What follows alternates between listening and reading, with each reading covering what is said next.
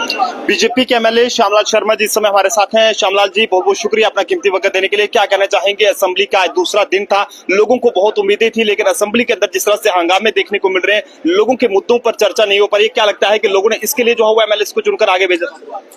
मुझे तो अभी ऐसा ही लग रहा है, पहली बार मैं ऐसा देख रहा हूं। और जिस तरह से हाउस को कंडक्ट करना चाहिए वो रिस्पॉन्सिबिलिटी तो ऑनरेबल स्पीकर की है, लेकिन जिस तरह से सरकार को बिहेव करना चाहिए और ट्रेजरी बेंचेस को करना चाहिए, आज मुझे लगता है कि इस हाउस की जो मर्यादा है उसको तार तार किया है।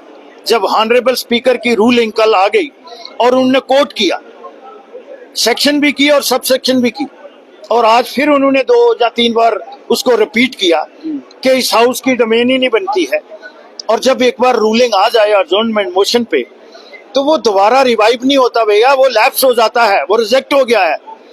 अब जब तक ये सेशन चलेगा वो बिजनेस दोबारा यहाँ इंट्रोड्यूस नहीं हो सकता। कल का दिन रह गया है, जिस तरह से बिल्स जो केसरे जो हो पेश होने थे, चाहे वो स्टेट फूड को लेकर हो या लोगों के जो मुद्दे हैं वो होने थे, लेकिन कहीं ना कहीं क्या लगता है कि लोगों के मुद्दों को भड़काने की कोशिश की जा रही है। ये सब करके यही कर रहे हैं। सरकार अपनी जिम्मेवारियों से बचना चाहती है, भाग रही है, बचना नहीं चाहती, भाग रही है। लेकिन हम उनको पकड़ेंगे। किस तरह से पकड़ेंगे? पकड़ रहे हैं, पब्लिक डोमेन में पकड़ेंगे, वहां कहां जाएंगे, बताएंगे डेली वेजरों का क्या किया।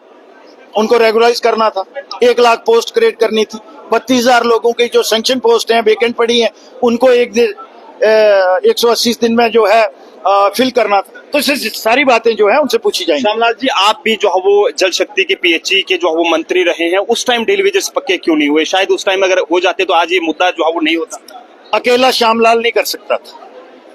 उस समय भी जो चेयरमैन थे उस कमेटी के, वो ऑनरेबल राथर साहब थे, और उस समय भी नेशनल कॉन्फ्रेंस ने नहीं होने दिया था।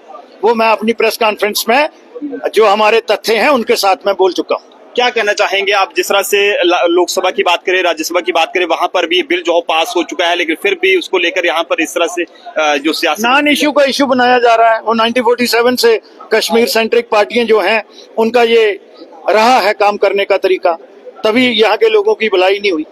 चलिए जी, श्यामलाल शर्मा बीजेपी के जो एमएलए हैं वो हमारे साथ थे। जिस तरह से जम्मू कश्मीर की असेंबली में जो है वो लगातार हंगामे देखने को मिल रहे हैं, और लोग भी ये सवाल उठा रहे हैं कि जनाब क्या हमने इस तरह से लड़ने के लिए इन एमएलए को जो है वो असेंबली में भेजा था, या फिर लोगों के जो मुद्दे थे उनको लेकर जो है वहां पर चर्चा करने के लिए इन एमएलए को भेजा था? ये सवाल हमने यहाँ के जो बीजेपी के एमएलए हैं श्यामलाल शर्मा जी, उनसे भी पूछा है, और उन्होंने खुद ये कहा है कि उन्हें खुद ये समझ नहीं आ रहा है कि आखिरकार असेंबली में हो क्या रहा है और जनता को किस तरह से जो है वो जवाब ये एमएलए देंगे। लेकिन आप सब लोग अपने अपने सुझाव जरूर साझा करें। जिस तरह से आज असेंबली का दूसरा दिन था, कल का दिन लास्ट रहा है, और ऐसे में लोगों के जो मुद्दे हैं वो असेंबली के अंदर डिस्कस नहीं हो रहे, चाहे वो रोड की बात करें या फिर पानी की बात करें, बिजली की बात करें, और जो डेवलपमेंट के रिलेटेड जो प्रोजेक्ट्स हैं उनके हवाले से बात करें, बेरोजगारी के मुद्दे को लेकर बात करें, रहबरे खेल, रहबरे जंगलात, टेलीवेजर्स, एनवाईसी व टेम्परेरी एम्प्लॉयज नीड बेस के साथ साथ कई सारे ऐसे वर्कर्स हैं जो कि जो है वो अलग अलग डिपार्टमेंट्स में काम कर रहे हैं। अगर हम बात करें फायर एंड इमरजेंसी के सबसे बड़े घोटाले को लेकर, उसको लेकर कोई भी बात जो है वो असेंबली में यहाँ पर नहीं हो पा रही है, बल्कि ऐसे मुद्दे